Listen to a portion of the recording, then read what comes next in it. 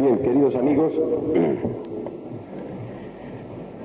en una ocasión tan importante como esta, quizás sea bueno recordar que cuando en 1973 se creó la Sociedad Española de Parapsicología, se trazó unos proyectos que son los que estamos realizando desde entonces hasta hoy y que han culminado en este acto que se inicia en estos momentos.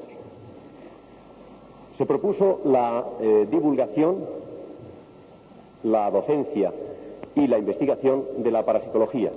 Era una noble labor porque iba a recoger una serie de hechos, una casuística que estaba un tanto desamparada por la ciencia del momento y que nosotros creíamos que podría ser objeto de un estudio sistemático con una metodología científica. En ese aspecto hemos hecho, creo, algunos avances importantes.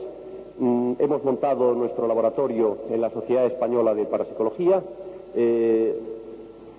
Estamos, gracias a nuestro director de laboratorio, a José Luis Jordán Peña, poniendo a punto aparatos que son realmente novedosos en el campo de la parapsicología. Y hoy, como decía al principio, se cierra algo que ha sido una actividad querida desde hace 3 años a esta parte. Los sábados, las conferencias en la antigua Universidad Central, en este hermoso recinto, gracias a la hospitalidad de la Universidad Complutense de Madrid. Recuerdo obligado a don Ángel González Álvarez, que hoy no nos puede acompañar aquí por razones políticas, no porque no esté de acuerdo con nuestra ideología, sino porque él se presenta como senador por León y hoy tiene un mitin en una de las poblaciones de su provincia. Pues bien, don Ángel González Álvarez en aquella ocasión nos abrió las puertas de este recinto y gracias a él durante 3 años venimos impartiendo todos los sábados una conferencia en la que han desfilado por aquí grandes personalidades del mundo de la ciencia. Carlos Asensio, como sabéis, entonces su director general de investigación universitaria, fue el que cerró el ciclo del año pasado. Han pasado profesores como Ramiro Calle, como Julio López Orezábal, el presidente del Tribunal Tutelar de Menores, Enrique Novillo Paulí, que es el profesor de parapsicología de la Universidad de Córdoba, de Argentina, el doctor Carlos Padrón, la doctora María Jesús Pertejo, José Luis Pinillos, el doctor Ramírez, que también se presenta para senador. Ya veis que el deseo de colaborar en el futuro de la patria también toca a los que se interesan por estos temas. El doctor Fernando Reynoso, doctor Rodríguez Delgado, Pedro Sánchez, Mariano Yela, Óscar González Quevedo, el doctor González de Rivera, etcétera, grandes oradores hemos tenido aquí en este recinto de la Complutense. Pues bien, nosotros, cuando nos planteamos quién iba a cerrar este año, porque es una responsabilidad de cara a todos vosotros, quién viene aquí a cerrar un ciclo de conferencias sobre ciencia y parapsicología. Nosotros estamos estudiando los límites, las zonas limítrofes entre la ciencia y la parapsicología. Y entonces, toda la Junta Rectora, al unísono, nos miramos y convinimos, yo no sé si por primera vez extrasensorialmente, porque como ya sabéis no somos ninguno de nosotros dotados, convinimos que tendría que ser forzosamente el conferenciante de hoy, don Alberto Sols. Y no fue obra de la casualidad, se debía a un hecho muy concreto, y es que anteriormente Guillermo Serrano en Trambasaguas, el doctor Estada y yo habíamos estado en un curso de investigación científica que él había impartido en la Facultad de Medicina de la Universidad Autónoma de Madrid. Fue un curso realmente memorable y en él se establecieron de una manera muy clara cuáles eran los postulados de la investigación científica. Y nosotros comprendimos en aquel momento que el abordaje experimental, el abordaje de laboratorio con que nosotros nos enfrentábamos a la fenomenología paranormal era un abordaje que no difería en lo fundamental, en lo esencial del método científico tradicional. Por lo tanto, nosotros podíamos aspirar con pleno derecho a tener una plaza, a tener un hueco en la sociedad científica española. Y por ello pensamos que nadie mejor que él, el que nos convenció, el que nos reafirmó en nuestra creencia de que nosotros somos ciencia, de que nosotros también podemos aspirar a investigar la fenomenología. Nadie mejor que él, el que hoy se dirija a vosotros para explicar en qué consiste el método científico. Sería en estos momentos, para mí, casi obligado a hacer un elogio del conferenciante. Por ello, voy a remitirme a un documento muy anterior, de hace un año. Hace un año yo escribí del conferenciante en una revista en la que explicaba ciertos temas de enzimología. Yo escribí lo siguiente: por lo tanto, cuando a mí no me animaba ningún deseo de satisfacer al conferenciante, ningún deseo de corresponder con amable palabra a su presencia, yo escribí esto, y lo que entonces escribí vale exactamente igual para hoy.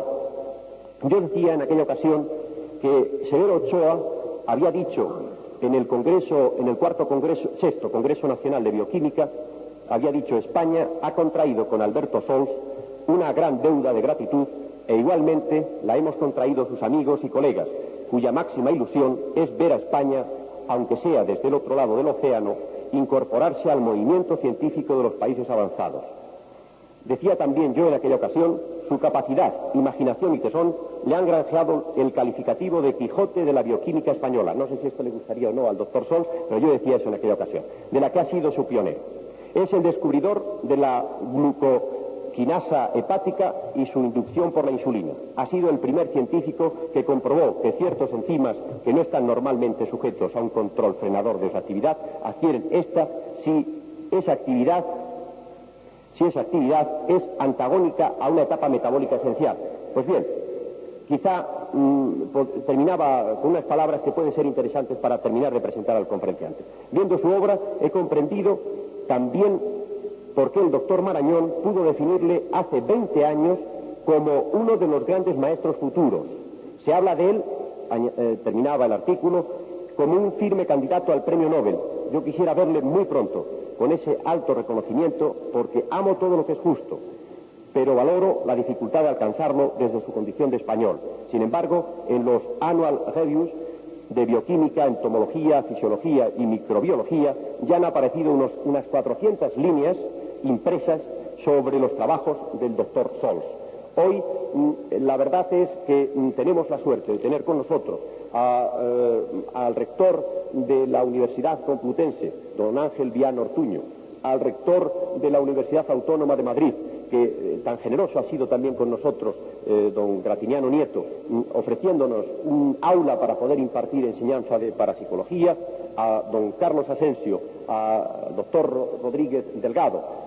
Yo estoy convencido de que, aparte de su extraordinaria amabilidad y aparte de la fantástica colaboración que siempre nos prestan y aparte siempre de la simpatía con que nos miran, yo estoy convencido de que cada uno de ellos hoy está aquí gracias al nombre del conferenciante, a don Alberto Sols, a quien le ruego que inicie la conferencia.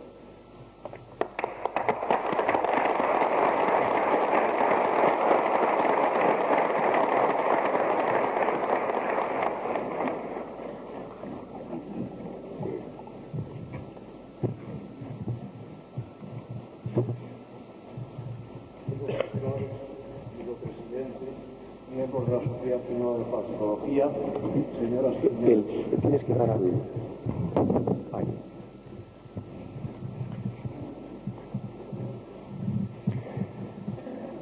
Unos buenos alumnos en un curso estimulan mucho al profesor.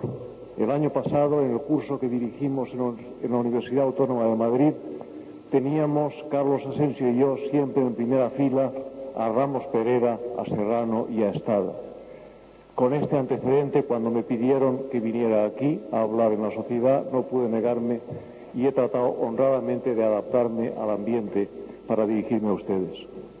La presencia de los rectores me honra ciertamente, pero me complica también. El saber que estaban aquí me planteaba el problema de cómo simultáneamente hablar a los parapsicólogos en presencia de científicos tan con los pies en la tierra como algunos de los que están en la presidencia, encabezados, presididos por el químico técnico Ángel Viano.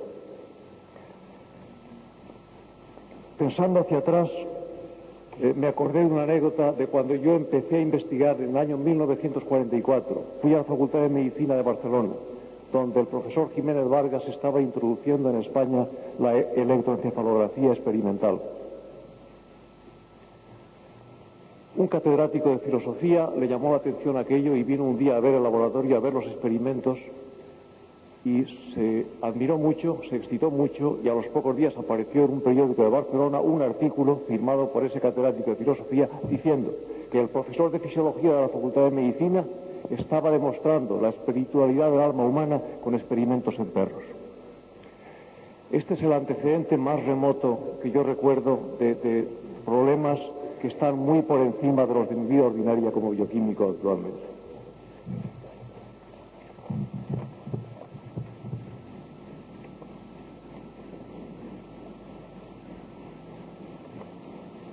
Para centrar el enfoque, comenzaré por un breve comentario sobre las posibles relaciones de la parapsicología con la ciencia ortodoxa. Les invito a que consideren una especie de escala posible de ciencias, desde la biología clásica a la biología molecular, a la neurobiología, que ya había empezado antes, a la psicología, a la parapsicología, a la exobiología, a la teología. Son como 7 niveles de estudio de los seres vivos aquí y allá.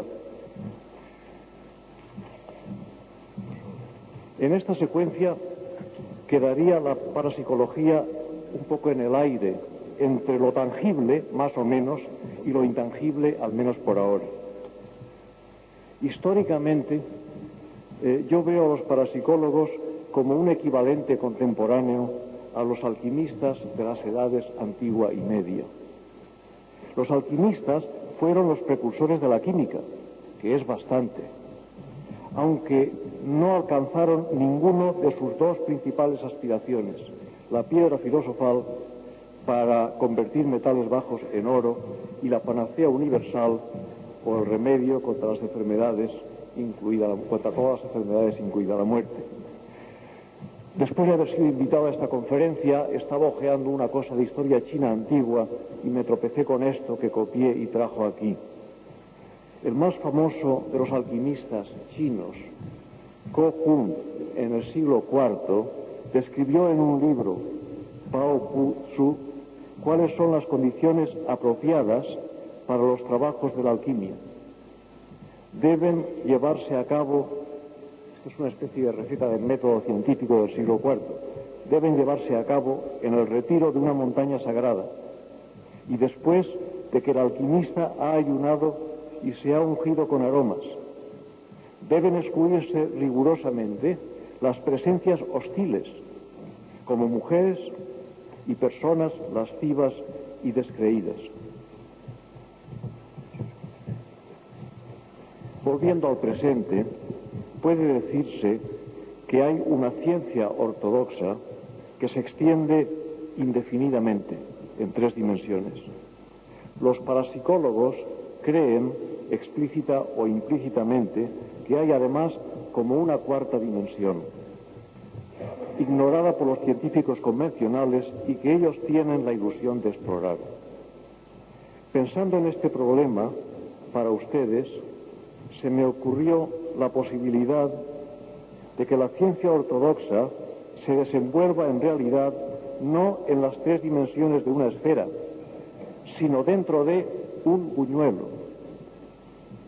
Un buñuelo, o quizá más familiarmente en Madrid hoy día un donut, por mucho que crezca, siempre tiene un hueco. Pues bien, tal vez en ese hueco hay maravillas que los convencionales no sospechamos y que ustedes, los parapsicólogos, creen entrever y tal vez lleguen a descubrir. Individualmente, creo que entre los que figuran como parapsicólogos hay una mezcla de ilusión y algo de confusión, que a veces explotan algunos cínicos. Pero los parapsicólogos inteligentes y honrados podrían definirse, así los veo yo al menos, como unos románticos de la investigación.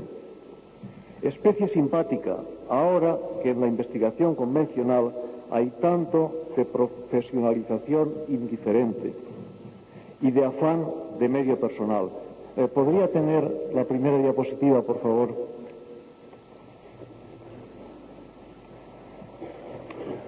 Es una ilustración gráfica de la obsesión de muchos científicos profesionales hoy día en producir trabajos que eventualmente pueden, y es la broma que se pinta ahí, pueden llegar a ser medidos por la altura que representan las publicaciones una encima de otra. En contraste con esto, los parapsicólogos son de los pocos entusiastas y desinteresados. Este romanticismo creo que les debe llevar a saber renunciar cuando un supuesto fenómeno parapsicológico llega a identificarse como fisiológico, físico o químico, como es el caso reciente de la fotografía Kirlian.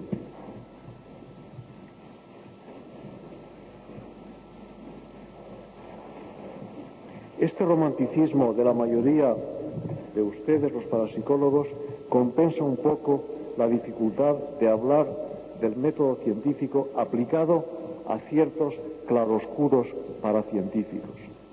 Es algo así como la dificultad que sería hablar de teología para agnósticos, no digo ateos, de pintura para daltónicos, no digo ciegos, o de música para los que tienen mal oído, no digo sordos.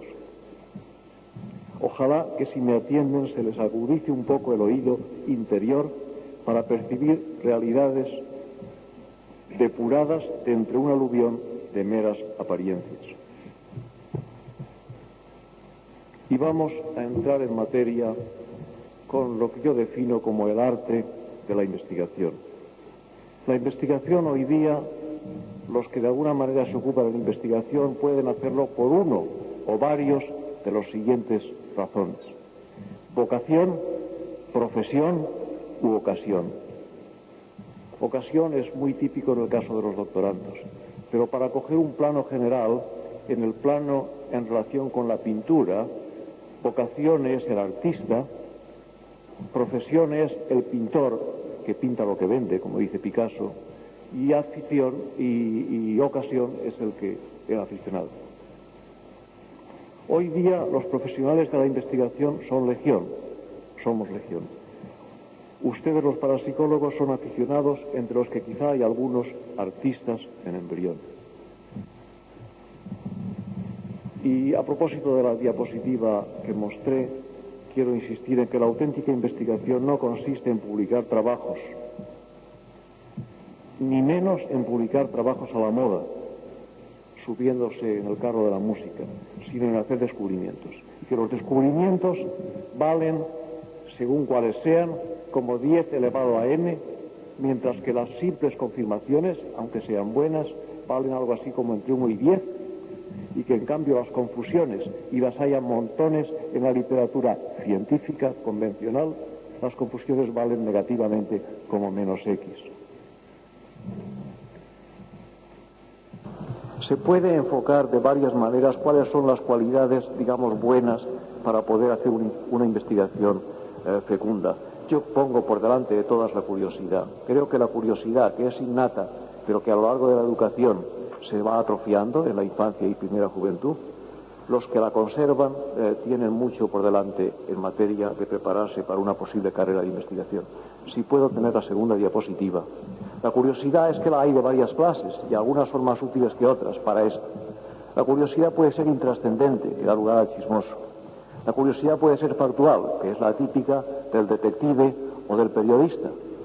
Y la curiosidad puede ser científica, y dentro de esta hay una, para mí, neta divergencia entre la filosófica propia del erudito, que disfruta de aprender lo que otros han encontrado, y la deportiva, yo la llamo así, del investigador, que disfruta descubriendo, como el alpinista disfruta subiendo al monte. Pues bien, pongan cerca de esto la curiosidad paracientífica deportiva y tendremos lo que puede brindársele al que quiera en parapsicología dar algún paso adelante.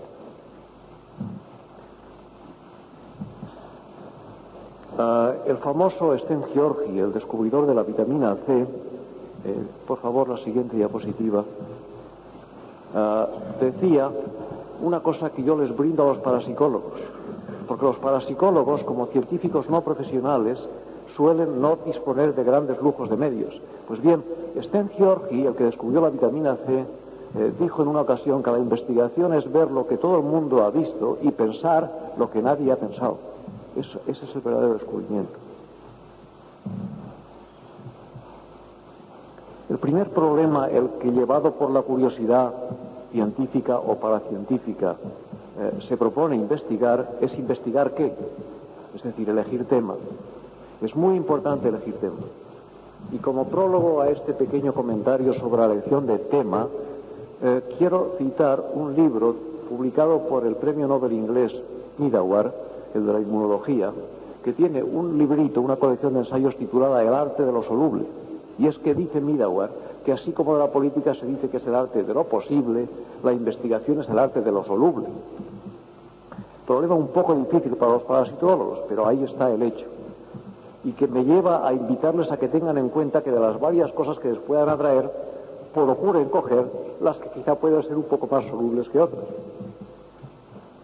De nuevo, Sten Georgi, el descubridor de la vitamina C, contaba en una ocasión, él hace muchos años que vive en la costa de Estados Unidos y le gusta ir a pescar, y en una ocasión, hablando de ciencia, decía como analogía que él cuando va de pesca pues tiende a llevar un anzuelo grande en vez de pequeño, que con esto es menos probable que pesque, pero me divierto más.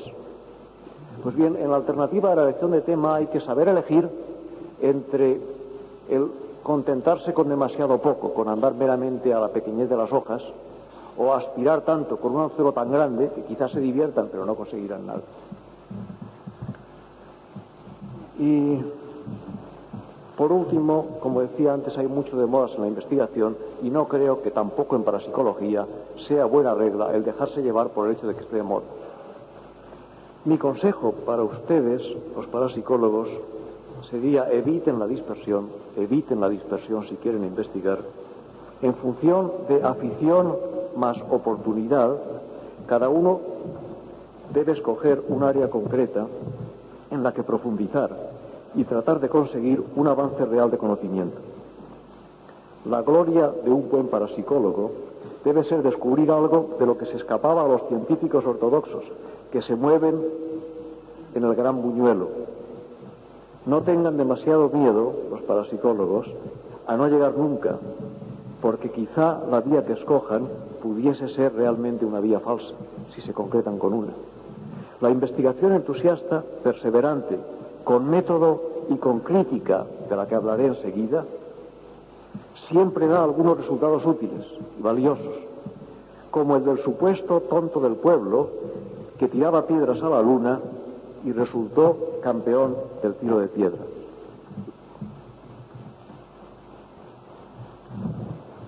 Otra de las cualidades muy importantes para la investigación, ¿se puede apagar la diapositiva, por favor?, es la creatividad. La creatividad es muy importante en investigación, enormemente importante para que la investigación realmente sea de valor, aunque nadie sepa bien lo que es. Quizá pertenece a la parapsicología, pero existe. Ingredientes importantes que contribuyen a la creatividad de un científico o paracientífico son buena capacidad mental, por supuesto, para empezar. Mantenimiento de la apertura infantil. Motivación. Ocasión, que yo tipifico con la siguiente expresión: reclutar el subconsciente, que es tremendamente importante para la investigación. Más algunos trucos. La creatividad varía con la edad. Los que de ustedes son jóvenes, aprovéchense ahora que están en la plenitud de forma. ¿Me puedes poner la siguiente diapositiva? No, la anterior.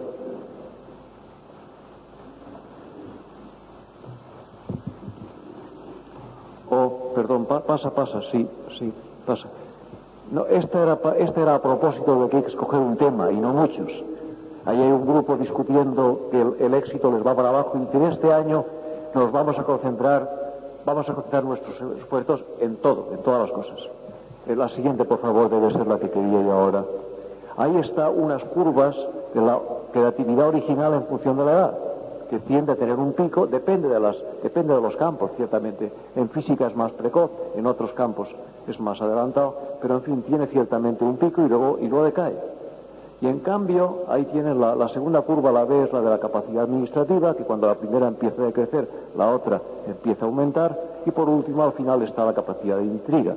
Pues bien, los que de ustedes sean jóvenes, aprovéchense, tengan cuidado con los maduros por su capacidad de intriga, incluso los que son maduros no se desanimen demasiado porque esas curvas varían de persona a persona e incluso a veces tienen un segundo brote.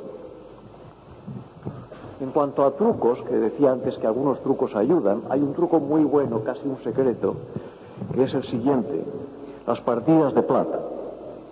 Un científico americano muy ingenioso recomienda calurosamente en un precioso libro que les recomiendo, que se titula The Excitement of Science, recomienda las partidas. ¿Y qué son las partidas? Las partidas son una sesión informal, completamente informal, de una media a una hora de concentración mental completa, intensa, a los Sherlock Holmes, diría yo, olvidados del mundo, tranquilos y cómodos, como en una buena partida de ajedrez. Ese tipo de esfuerzo no se puede hacer 3 horas y no se puede hacer a la hora convencional de trabajo. Dice Platt, buscad el sitio y la hora y estad a lo que surja.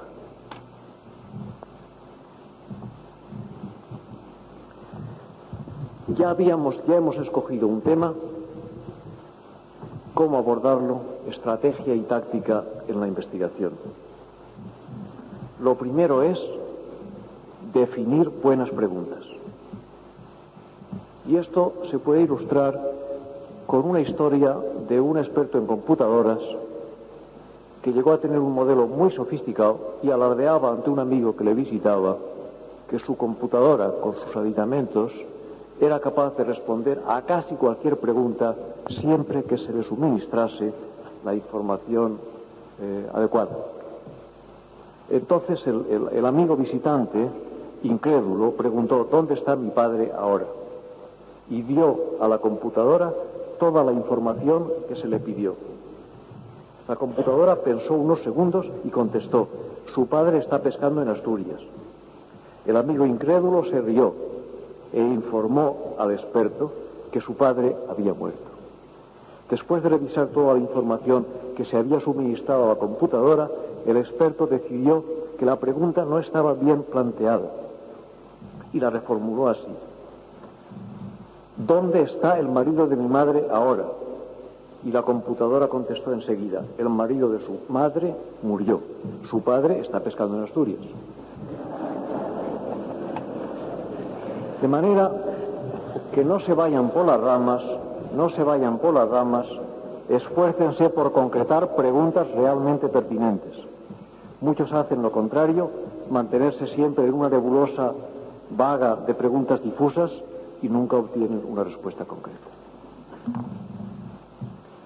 Lo segundo, en estrategia, es el método, o puede ser, el método de las múltiples hipótesis de trabajo. Esta es una idea que tuvo un ingeniero del petróleo a comienzos del siglo o a fines del siglo pasado y que es sumamente útil, ha sido desenterrada hace poco, que consiste en no esclavizarse a una hipótesis. A mis colaboradores jóvenes les paro en seco siempre que dicen, hasta que aprenden a no decirlo: he tenido esta idea, esto podría ser por tal cosa, y para demostrarlo voy a hacer tal cosa. Nunca para demostrarlo, será para dilucidar si es o no es correcta la hipótesis. Si no, se pega uno y la psicología puede mucho y a veces acaba uno por creer que ha encontrado evidencia en favor de... Entonces, si se abren el abanico, si intentan postular varias posibilidades alternativas, cualquiera de ellas que acabe resultando genuina, si alguna, que quizá no es la primera que se les ocurrió, estarán preparados para poderla reconocer. No se habrán apegado a una que puede ser falsa. Y lo tercero, en estrategia, es poner tiempo suficiente y medios apropiados dentro de lo que quepa, aunque haya que reajustar el plan. Aunque requiera bastantes años. Lo importante en investigación es llegar, y cuando se llega, nadie pregunta cuánto tiempo te costó. Hace unos días celebramos un homenaje en recuerdo del centenario de Edison, en la Autónoma. Y a propósito de esto, estuve hojeando la autobiografía de Edison, que es muy interesante. Y Edison cuenta que cada uno de sus inventos le costó por término medio unos 7 años. Como complemento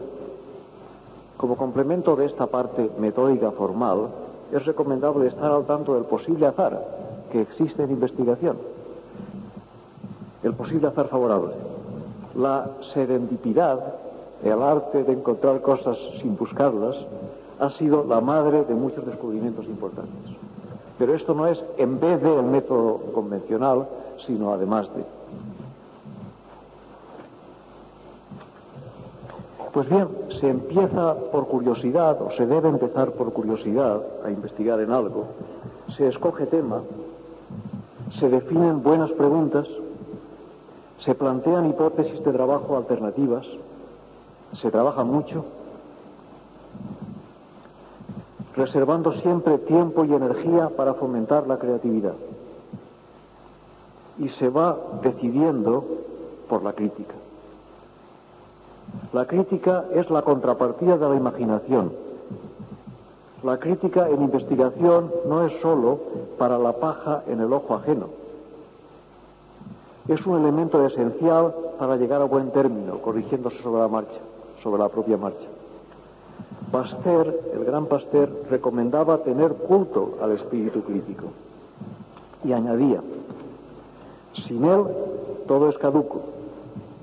Él tiene siempre la última palabra. Y en cuanto a lo que pretenden los demás, quizá es bueno recordar aquí un peligro que ya describió la pluma inmortal de Cervantes, como se recoge en la siguiente diapositiva. La siguiente diapositiva, por favor.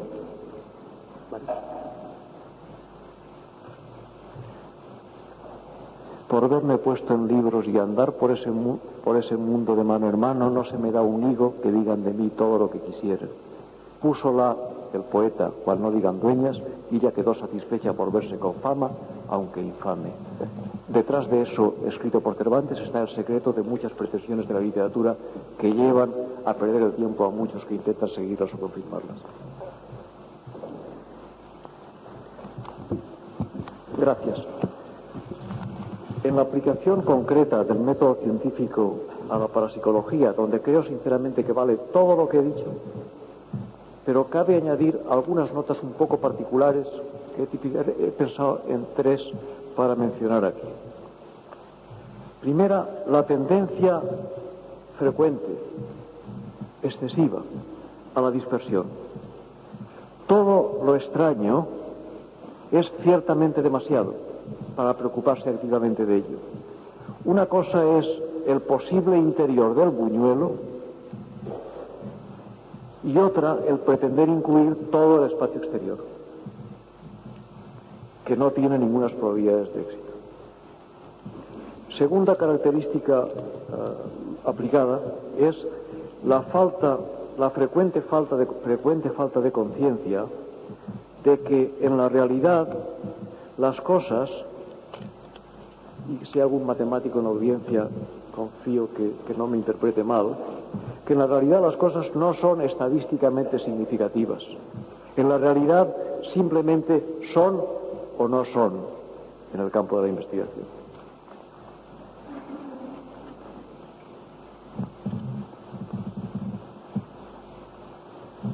Como ustedes saben, conviene tener en cuenta que si se prueban muchos individuos en muchas ocasiones, resultados aparentemente significativos pueden obtenerse por azar. Incluso un solo sujeto al que se le hagan muchas pruebas puede tener una racha de suerte, como en el juego. El método científico pone en guardia contra la selección arbitraria de tales casos favorables. Las velidades del azar son un hecho que los parapsicólogos no deben ignorar, so pena de autoengañarse. Y en tercer lugar, en mi opinión, el punto más débil de la parapsicología actual es la falta de hipótesis, la escasez notoria de hipótesis plausibles, conceptuales. que pudieran dar cuenta de los posibles procesos. La parapsicología será más mística que ciencia mientras no se acerque a dar cuenta de la posible base real de los fenómenos que cree observar. Admito que hay excepciones, como la naturaleza de la fuerza de la gravedad, pero su realidad está abrumadoramente demostrada y sus consecuencias perfectamente predecibles desde que Newton tuvo una luminosa idea a raíz de que le cayó una manzana sobre la cabeza, como todos saben, pero además lo completó con un desarrollo matemático a prueba de bomba. Antes de terminar, quiero volver un momento a la ciencia ortodoxa y sus posibles limitaciones que quizá ustedes puedan contribuir a superar. Parece que la bioquímica actual ha tocado fondo en el conocimiento de la vida a nivel molecular. Yo uso mucho una diapositiva que les he traído y les...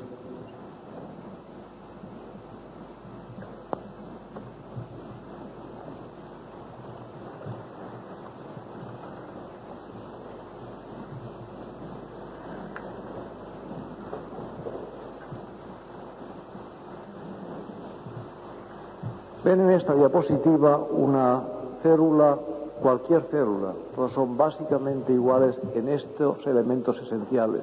Ahí está lo que se llama el dogma de la biología molecular, completado hasta el conjunto de la célula, que es DNA a RNA a proteínas que hacen todo lo demás, incluidas esas cosas. Ciertos experimentos recientes pueden hacer pensar en la posibilidad de un puente entre la biología molecular, que está en esa diapositiva, y la parapsicología. Como la mayoría de ustedes quizá recuerden, se han hecho experimentos alimentando a gusanos RNA, ácido ribonucleico, extraído de gusanos entrenados para una cosa. Más recientemente, y con más alaraca de sofisticación técnica, previo extracción, se ha inyectado a ratas una sustancia bautizada como escotofobina, un péptido extraído del cerebro de ratas entrenadas para otra cosa, con la pretensión de transmitir unas ciertas capacidades mentales a la rata receptora, o cerebrales más bien que mentales.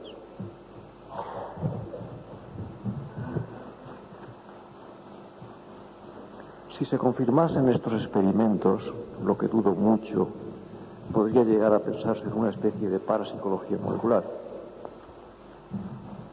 Pero volviendo a la célula y sus componentes, y a lo que a partir de ella constituye organismos complejos, la diapositiva siguiente recoge un concepto de Jacob, el premio Nobel del Instituto Pasteur, que viene muy a cuento aquí. Los seres vivos se construyen así por una serie de empaquetamientos que él compara, en lo que está en los puntos suspensivos, lo compara con las muñecas rusas, que hay una dentro de otra y otra dentro de esta y otra dentro de esta. Cada una de estas unidades, constituidas por la integración de subunidades, puede ser designada con el término general de un integrón. Es por la integración que cambia la cualidad de las cosas, puesto que una organización posee a menudo propiedades que no existían en el nivel inferior. Estas propiedades pueden ser explicadas por las de sus constituyentes, pero no podían ser deducidas a partir de ellos. Pues bien, si por abajo hemos llegado a tocar fondo, es fácil que por arriba haya integrones superiores todavía no identificados, con maravillas por descubrir.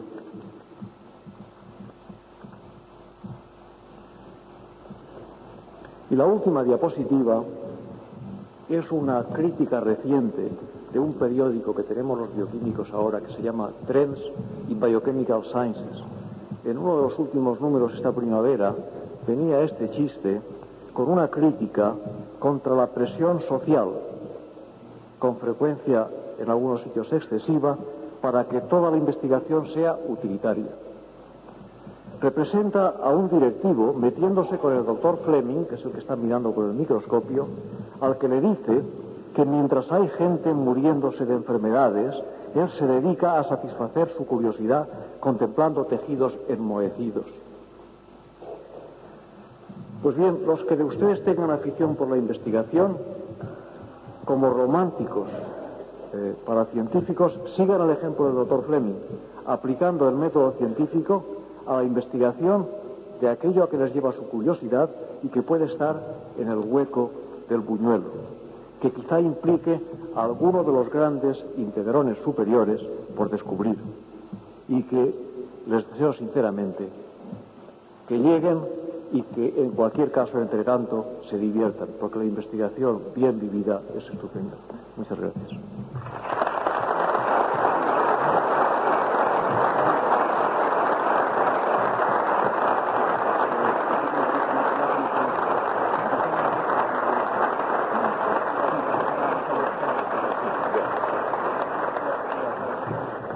Bien, yo rogaría al doctor Sols que nos contestase algunas preguntas muy breves, porque don Gratiniano Nieto tiene que salir de viaje esta misma noche y no queremos hacerle retrasar su salida, pero sí podría contestar a algunas preguntas. Con mucho gusto, si puedo. Con mucho gusto lo intentaré.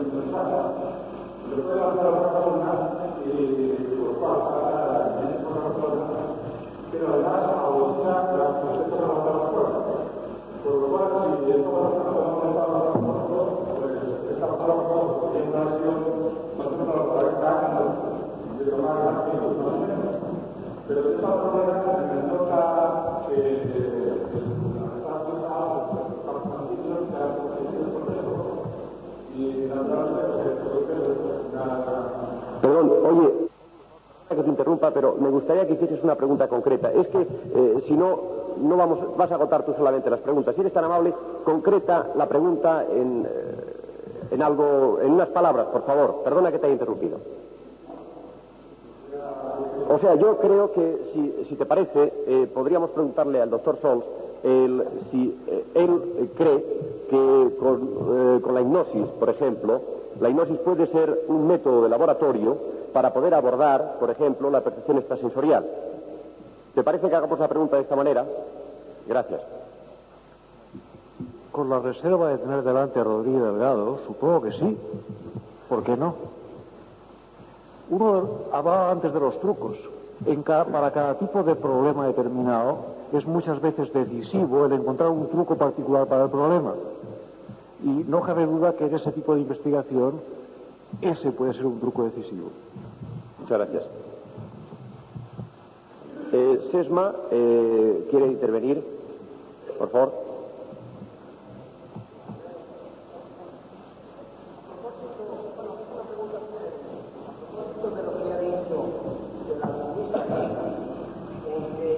Para la familia que quería estar en una montaña sagrada y evitar personas hostiles, pues esto tiene muy bien rodeado el método parapsicológico con todos los respetos a la ciencia, algo diferente de todos los métodos que hasta ahora hemos visto, porque naturalmente están las imaginación un nivel superior, este nivel no hay. Y luego,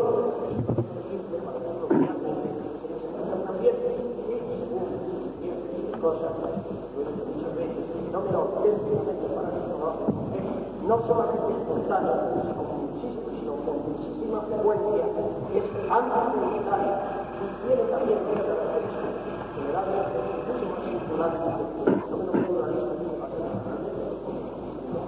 el lógico es totalmente coincidido que la parapsicología avanzará como quiere por uno mismo cuando busque un propio método que no puede ser de alguna manera todo lo que debe ser hasta ahora. Lo digo con toda sinceridad, Para los que no han escuchado, porque no tienen el micrófono, la pregunta que plantea Sesma es la dificultad de estudiar ciertos fenómenos parapsicológicos que por ser espontáneos no pueden ser estudiados en el momento con toda clase de material, con el material adecuado, y por lo tanto él postula o propugna por una metodología especial para estudiar este tipo de fenómenos. Un famoso científico dijo hace mucho tiempo que en ciencia el método es todo. Esto se puede usar en varios sentidos, pero a propósito de esto, el método científico desarrollado por la ciencia contemporánea como culminación de mucho tiempo antes, ha llegado a unos niveles de los cuales no se puede prescindir. Ciertamente cabe desarrollar algunos métodos complementarios adicionales, pero de ninguna manera olvidarse de las fantásticas herramientas de método científico que ya tenemos. Bien, hay otra pregunta.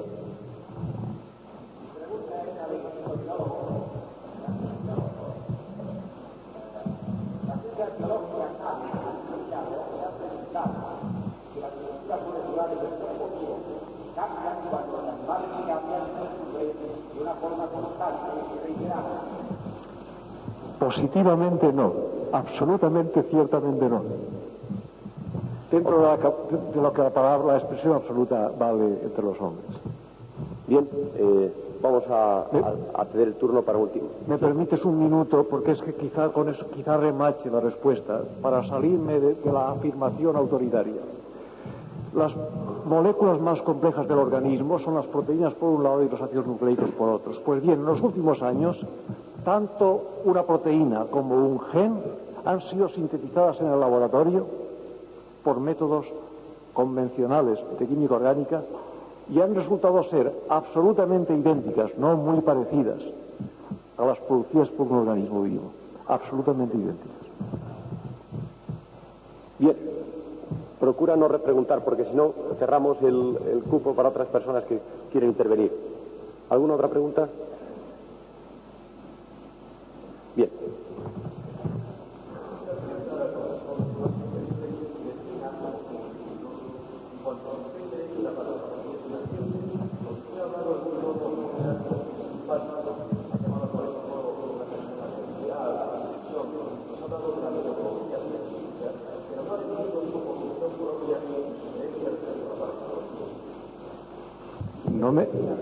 No me habían pedido que me definiera, me habían pedido que viniera a hablar del método científico. Eso es cierto, eso es cierto. Le falta información, como dice don Ángel Villán. Perfectamente.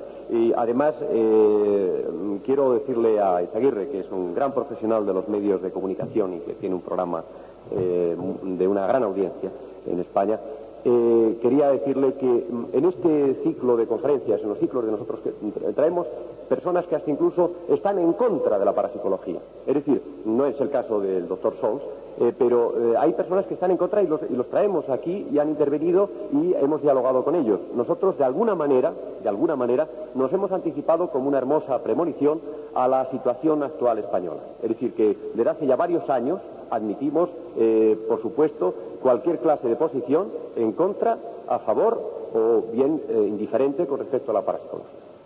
Pues bien, yo le voy a rogar al doctor Sols que se acerque al estrado porque quisiera hacerle entrega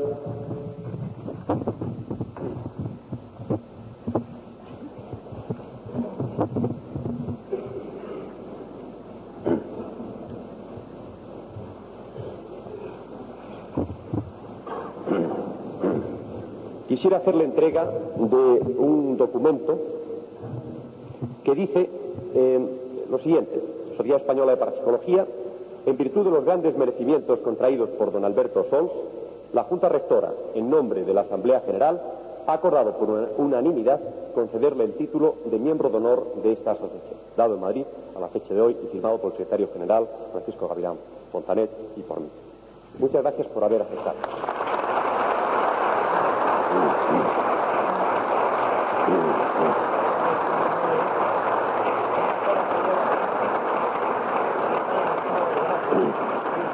Voy a hacerle entrega también de la insignia de la Sociedad Española de Parapsicología.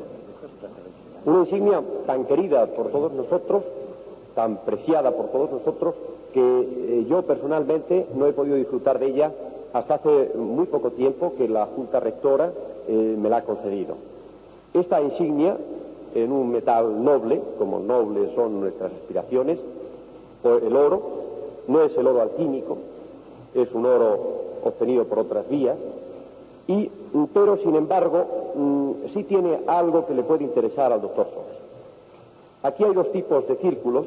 Están unos círculos concéntricos que para nosotros representan a la ciencia, que va aumentando su conocimiento a partir de unas ciertas bases, se van ampliando estos conocimientos.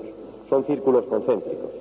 Pero también al lado de la ciencia hay algo que está más abierto, son unos círculos quizás sin completar, pero que tienen alguna tendencia a unirse con los círculos de la ciencia tradicional. Yo creo que este es el símbolo de lo que nosotros pretendemos. Nosotros queremos tener ese hueco en la sociedad científica española, porque estamos dispuestos a aceptar las mismas reglas del juego. Podemos jugar juntos.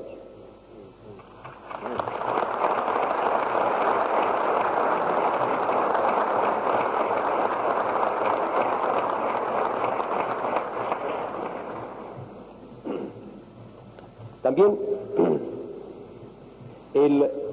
tenemos que entregar un diploma que por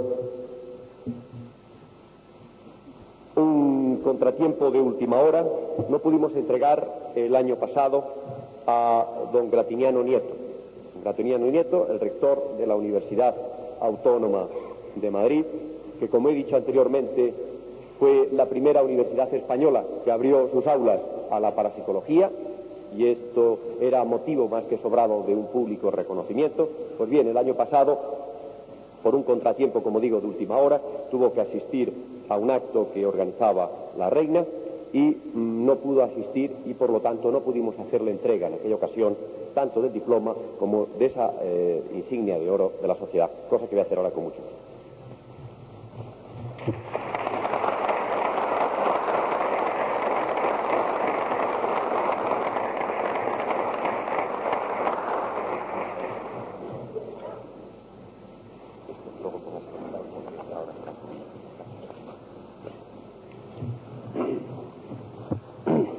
También, muy recientemente, se ha dado una circunstancia curiosa con el nuevo rector de la Universidad Complutense de Madrid. Estos diplomas de miembros de honor no los damos en virtud de su cargo, los damos en función de su personalidad. Que esto quede muy claro. La prueba de ello es que el anterior rector, por ejemplo, de la Complutense, que hoy no lo es naturalmente, esto sigue siendo miembro de honor de la Sociedad Española de Parapsicología. Pues bien, le voy a hacer una pública confesión al doctor Ángel Viano Ortuño. Nosotros tuvimos por parte del anterior rector un recibimiento y una acogida calurosa sensacional, nos dio toda clase de facilidades. Quizá porque era metafísico y casi parapsicólogo. Cuando nombraron democráticamente a don Ángel Viano Ortuño rector, yo no tenía el placer de conocerle personalmente y me dijeron que era químico, no era alquímico, sino químico. Esto me empezó a preocupar en función de las posibles relaciones de la Sociedad Española de Parapsicología con el nuevo rector. Pero cuando me explicaron quién era, me di cuenta que teníamos un amigo allí, y realmente lo tuvimos.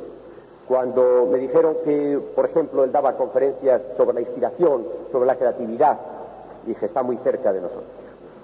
Fuimos a verle y nos recibió de una manera emocionante. Abrazó a nuestro secretario general, Esiquio García Carbajo, que había sido compañero suyo del colegio, y lo que son las cosas y lo que son las viejas vocaciones. Ya Esiquio le recordó, el doctor Bian Ortuño le recordó a Esiquio que hipnotizaba a los compañeros del colegio. Y aquello fue muy grato. Tan grato que cuando últimamente le hemos pedido, de nuevo, como todos los años, este Paraninfo para cerrar el ciclo nuestro de conferencias, como anteriormente le habíamos concedido la Junta Rectora el título de miembro de honor, no sabíamos cómo plantearlo. Si decirle, le damos el título de miembro de honor y le pedimos el Paraninfo, parecía que era una cosa a cambio de la otra. Por eso, lo que hemos hecho es pedirle el Paraninfo, nos lo ha concedido, y posteriormente, muy precipitadamente, le hemos pedido que acepte el título de miembro de honor. Y entonces se ha dado una anécdota que sí la quiero contar aquí, porque es ilustrativa de la personalidad del conferenciante que hemos tenido. Cuando le mandé la carta pidiéndole el Paraninfo para este acto,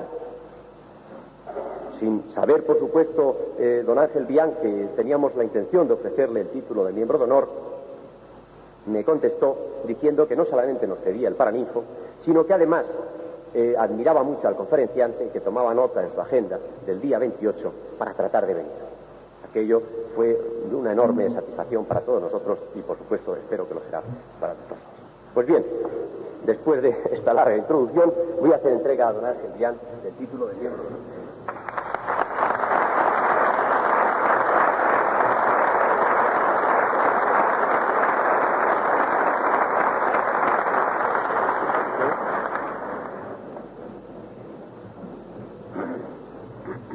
Por último,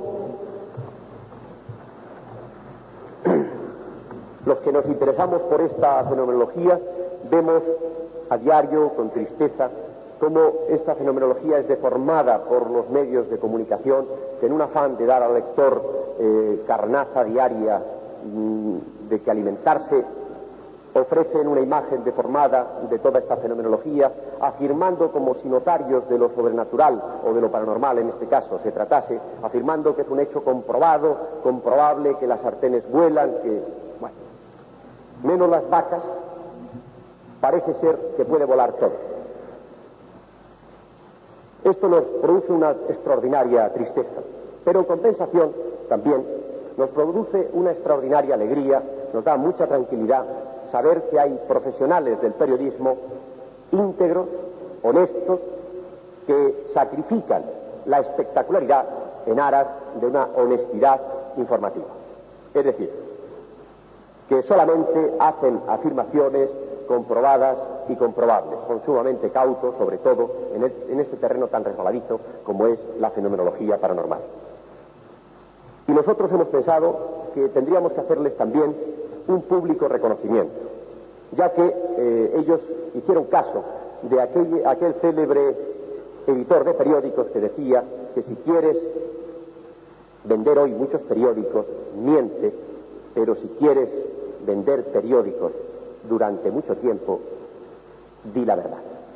Y ellos hicieron caso de la segunda parte, decidieron vender periódicos por mucho tiempo y por ello sacrifican una venta masiva de su periódico ese día, por decir la verdad, de su periódico o de su medio, que como en este caso puede ser la radio o puede ser la televisión. Por ello hemos concedido unos diplomas a don Manuel Calvo Hernando, que hoy, con gran dolor suyo, no puede estar aquí con nosotros, y que lo va a recoger el diploma de Manolo Calvo Hernando un colaborador suyo, Carlos Ibáñez, al que también le hago entrega de otro diploma. Es decir, que va a ser el único que se va a llevar hoy 2 diplomas. Pues bien, Carlos Ibáñez, por favor.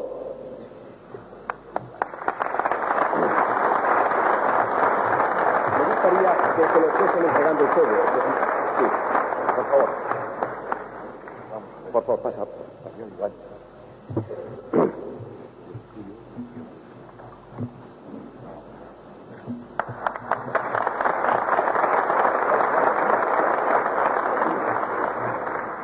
También tenemos un diploma de reconocimiento al redactor de El País, Alfonso García Pérez.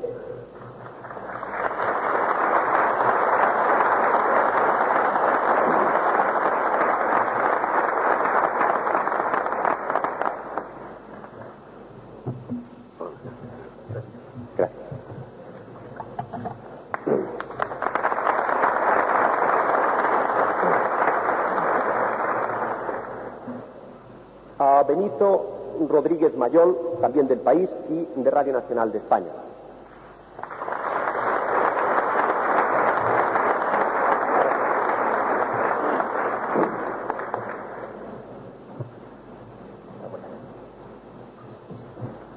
Benito.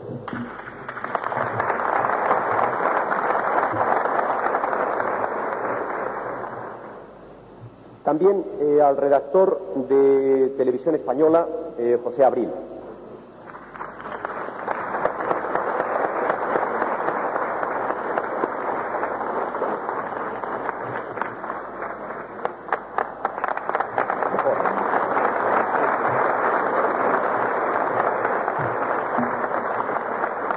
Gracias. Al redactor jefe de Piresa, José María Fernández Gaitán. Por favor.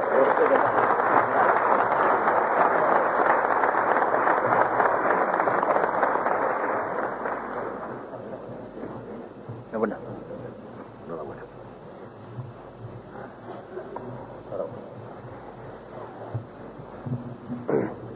Al redactor de diferentes revistas, Telepsiquia, escribe también ha escrito para muchas como Personas y otras muchas, José León Cano. ¿Quieres hacer una entrega?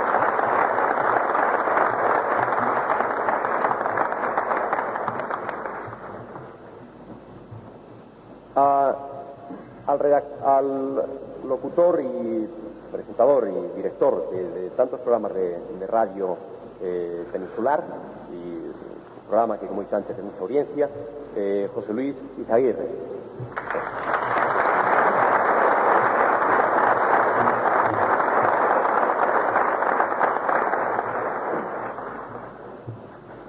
Paloma Vilés, que es el último diploma, me dijo que no sabe si por razones informativas tenía que cubrir en ese momento una información, pero está aquí con nosotros, está aquí, es Paloma.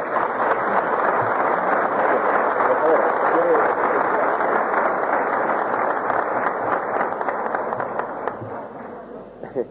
Paloma Vilés, del diario Arriba. Entonces,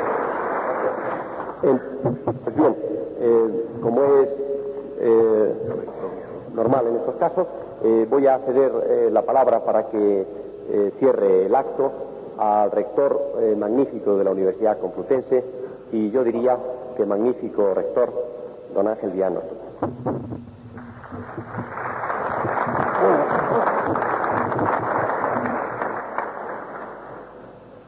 Señor presidente de la asociación, excelentísimo señor rector, señoras y señores.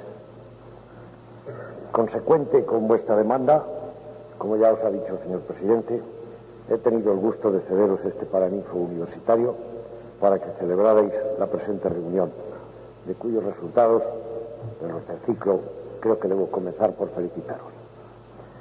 Y correspondiente a vuestra amable invitación, he venido a acompañaros y a recoger el diploma y la distinción honorífica que generosamente me habéis concedido.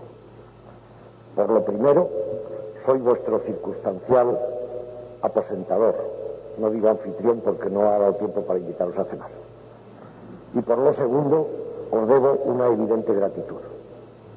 Ambas circunstancias me han movido a tomar la palabra para deciros, como lo primero, bienvenidos, y como agasajado, gracias.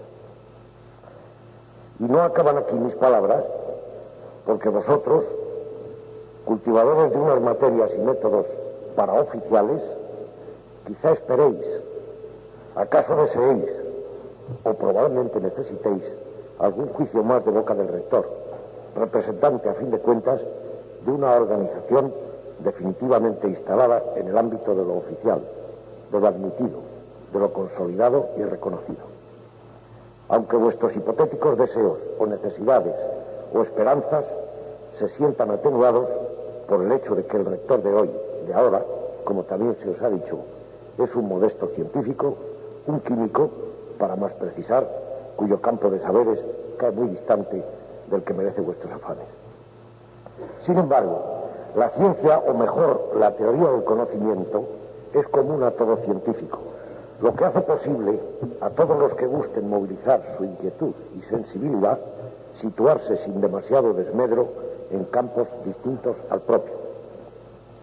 La química, además, como sabéis, tuvo unos comienzos que también se han recordado aquí, en los que abundaron hostilidades y cegueras, parejas a las que hoy se levantan ante la metapsíquica, o como a vosotros os gusta más decir, la parapsicología. Tengo para mí que lo menos que merece vuestra aventura es comprensión. Tengo para mí también que tropezáis con la lógica de posturas adversas, precisamente por vuestra militancia en un campo que a la hora de calificarse necesita todavía de las preposiciones meta, más allá, al otro lado, y para, contigüidad, semejanza y apariencia. Al otro lado de la psique, o apariencia de psicología, y englobados ahí, juntos, quizás revueltos, hechos y conceptos como la hipnosis y la parahipnosis, la telepatía y la percepción extrasensorial, la clarividencia, la psicofonía y tantas otras manifestaciones que esperan en mayor o menor grado confirmación sistemática y explicación en términos científicos ortodoxos para ser admitidos en el cenáculo de lo oficial. En verdad que necesitáis poseer un talante complicado, en cierto modo contradictorio. Necesitáis ser poetas para imaginar, románticos, ha dicho mi admirado amigo el doctor Sols, necesitáis ser poetas para imaginar modos de descubrir e identificar fenómenos que a veces son más o parecen más reales o lo son, y de por sí otras veces imaginados. Y al mismo tiempo habéis de saber poner en juego la capacidad de sistemática, de medida, de rigor y consecuencia que son propias del científico, entre otras razones para poder pasar ese fielato de la mentalidad oficial. Parece imprescindible que ambas potencias, imaginación y rigor, hayan de movilizarse para poder someter a norma un ámbito de fenómenos aleatorio, errático, insólito, irreductible y, si me lo permitís, extravagante. Ámbito al que es inútil asomarse con la sola preparación de la ciencia convencional, porque esta es, evidentemente, insuficiente. He ahí la gran contradicción. Pero es que esta enorme complicación que es la vida cabe de verdad en la ciencia de hoy. La incapacidad de la ciencia para abarcar la realidad vital se manifiesta en la necesidad de parcelarla y en el recurso a la abstracción que constantemente hemos de hacer como medio interpretativo. Y así se llega al apabullante resultado de que un albañil que se cae de un andamio a 50 metros del suelo es, para la física, nada menos que para la física, tan solo una masa de 70 kilogramos que en esa circunstancia tiene que llegar al suelo con una energía de tanto y una velocidad de cuanto. Las ciencias médicas, por su parte, nos dirían otras cosas sobre el cuerpo inerte, roto, y la economía y la sociología podrían también poner sus propios puntos de vista sobre el particular. Estupendo, pero ¿es eso todo? ¿Cómo expresar, interpretar, medir y reglar la parte realmente vital del caso?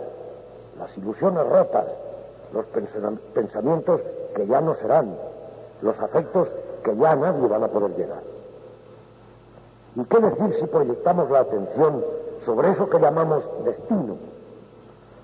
Con conformidad de poeta escribió Tagore: no soy yo quien escoge mi destino, sino él el que me elige a mí.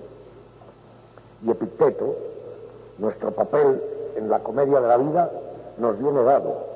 A nosotros solo nos corresponde desempeñarlo con la debida dignidad. ¿Cuál es el entramado de leyes que han originado eso que llamamos cultura en contraposición con el estado primigenio o de naturaleza? Si nuestra vida es un puro, arduo y diario misterio, ¿qué ciencia lo puede predecir? Y si no es predecible, ¿por qué no admitir otros misterios causales? ¿Y por qué no legitimar su búsqueda, su identificación y su clasificación? La ciencia está en su papel al desconfiar de lo que le es ajeno, sin que esto autorice a despreciar lo que se ignora, dicho el lenguaje machadiano. Y vosotros estáis en vuestro derecho de insistir en el estudio de lo que hoy se juzga por algunos como extravagante, para que encuentre explicación en la ciencia o, si fuera el caso, para hacer que se modifique la ciencia hasta que quepan en ella esas nuevas realidades, si lo son, si lo fueran. No sé si he acertado a explicarme. Si lo he logrado, tendréis noticia de por qué me gustaría comprenderos bien, señora Izaguirre, por qué comprenderos bien y cómo admiro el denuedo de vuestra entrega a la incomprendida tarea de comprender lo incomprensible, explicar lo que se reputa inexplicable y dar expresión a lo inefable. Me figuro que estáis preparados para tan costoso peregrinar. Tendréis que pagar, probablemente tendréis que pagar por todo, por lo que sois y por lo que parezcáis. Es decir, a veces pagaréis hasta por lo que no seáis. De ello se va a encargar ese tipo de gentes cuya soberbia les hace más fieles a la letra que al espíritu. Esas gentes capaces de matar la obra en germen, que es toda ilusión, que es toda vocación. Para abrir brecha en un campo, no pocas veces conviene ser ajeno al mismo. Me refiero al campo científico. Ahí podéis encontrar estímulos para contender con la ciencia establecida. No sabiendo los oficios, los haremos con respeto, escribió León Felipe. Por eso decía también, para enterrar a los muertos como debemos, cualquiera sirve, cualquiera, menos un sepulturero. Naturalmente, porque todo lo nuevo exige un respeto y una inocencia. Respeto y inocencia que la rutina y el oficio no son capaces de entender, porque la rutina y el oficio son maneras, a fin de cuentas, pero no sustancia. Suerte, amigos, suerte, esperanza y muchas gracias.